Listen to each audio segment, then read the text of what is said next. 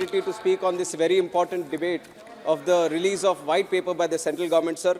And it is very important for us to know our history also in terms of how the financial discipline was maintained in our country, at least for the last 20 years, so that we can differentiate good from the bad and also know from the past mistakes so that we don't repeat it in the future also, sir. But what I'm surprised right now is that the white paper talks about the corruption before 2014. And if there was corruption happening in the country from 2004 to 14, the highest corruption happened in the state of Andhra Pradesh, which was not mentioned in the white paper, sir, which is very surprising, in fact. Those were the days, 2004 to 14 was the days of Raja of corruption in the state of Andhra Pradesh, sir. That was the time when the Yuvaraja of corruption came into politics also. The Yuvaraja of corruption who claims that he is a first-class student in college. I want to mention his assets, the value of his assets, sir. In 2004, when his father was holding the most important position in the state of Andhra Pradesh, his assets were worth 1.7 crores in 2004. And from 2004 to 2011, his increase in assets, sir, is stupendous, whooping 356 crores. In 7 years, from 1.7 crores to 356 crores, you know the amount of increase, sir? 20,800% increase. No matter in the world, sir, no Warren Buffett. In the country, no one like Rakesh Junjunwala can predict this kind of increase in any business that is happening in the country or the world, sir.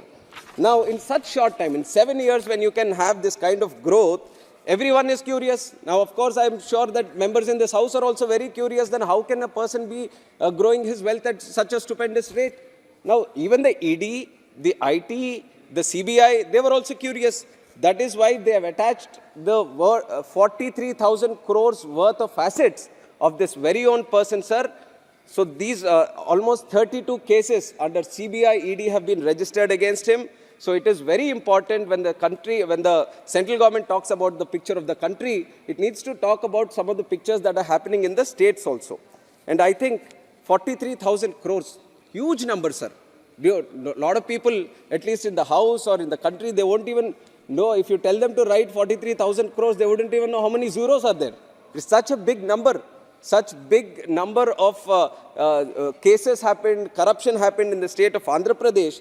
Now so many cases have been filed.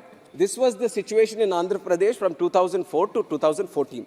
Then that is why the people of Andhra Pradesh voted against corruption and brought in Chandrababu Naidu as the Chief Minister of Andhra Pradesh. And in the country also, they brought in Narendra Modi ji as the Prime Minister of the country so that they can deal with this kind of corruption that is happening in the country and the state also, sir.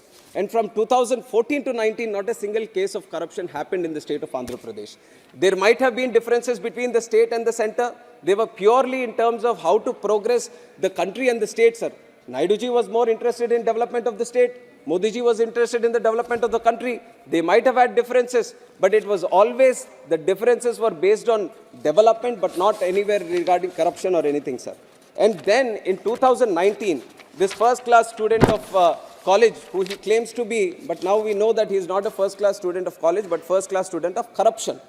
He has come back to power by fooling the people of Andhra Pradesh, by giving them false assurances, and he comes back to power. And now the same culture which was happening from 2004 to 14 is prevailing again in the state of Andhra Pradesh, sir. Now what happens? He is at the helm of affairs. At one time when his father was at the helm of affairs, 43,000 crores of assets were attached by the ED. Now imagine when he is only at the helm of affairs. Sir, I'll finish in 2 minutes, sir. Very small one only I prepared. So he has legalized, he has centralized, he has organized the mafia, the crime in the state, and he is now trying to earn money out of it. Liquor mafia has started in the state of Andhra Pradesh, where if you see, sir, now today, with the inclusion of digital payments, you can buy a tea also by paying through Google Pay, sir. But in Andhra Pradesh, the state government is selling liquor, but you can't buy using Google Pay, you can't buy using UPI, you can't buy using a card, you can't get a bill also. So imagine how much illegal wealth is being generated by the government itself by selling liquor today, sir. And then we have sand in the state. Entire sand is given to one company, sir, with dubious tenders. Nobody knows how it ended up being in the hands of one company. But that is the situation in the state of Andhra Pradesh today.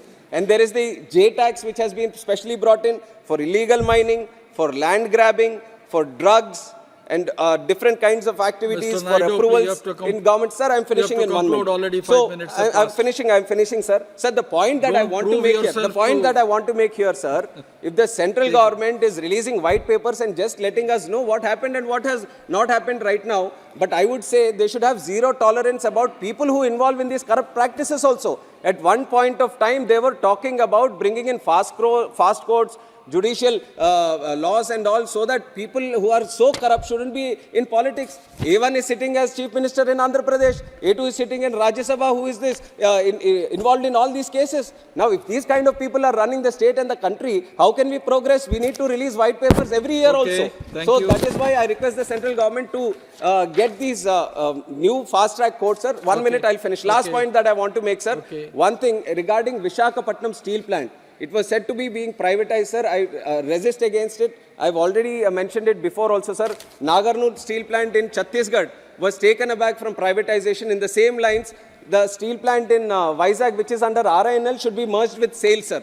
SAIL is trying to maximize its production capacity. So why don't you include Vizag steel plant with SAIL?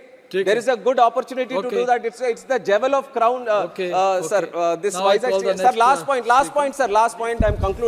I'm just concluding, sir. I would like to thank the central government for announcing Bharat Ratna for 3 most important people of the country. Narasimha Rao ji, who also hails from our Telangana state, and also Chaudhary Charan Singh ji and M. Swaminathan ji. It's a very good gesture from the central government, sir. But I, from our state, from our behalf, from Telugu people, sir, I would like to request Yoga Purushudu Vishwavikhyata Natasarva Bomudu Swargiya Nandamuri Taraka Ramarao Garu, who is dearly called as Anna Garu by all the people, Telugu people, not just in the country, sir, outside also, sir, that he also be granted Bharat Ratna, sir. He deserves it. He has been an excellent actor who's being treated as God even till today by people of Andhra Pradesh.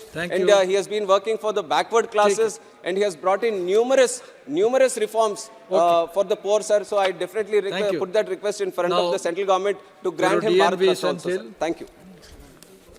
Vanakkam, Chairperson. Thank you for giving me this opportunity.